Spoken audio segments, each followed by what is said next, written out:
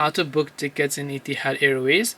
Hey everybody, welcome back to our channel. In today's video, I will guide you through the steps on how you can book the tickets in Etihad Airways, so make sure to watch the video till the end.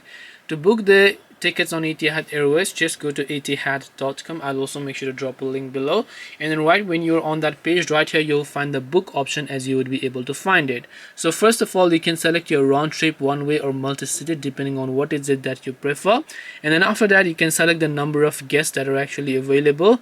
Once done, you can select your class, which could be economy, business or first class, and then you can select flying from, flying to, select outbound, tap on the search flights option. You should be able to see a list of flights that are available, and once you find a list of flights available to you, you should be able to go ahead and then book them accordingly.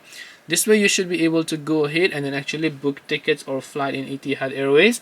Hope this video was very helpful to you guys, and if it did help you, make sure to leave a like and subscribe to our channel. If you have got any questions, feel free to leave them down. Thank you for watching till the end, and see you soon in the next video.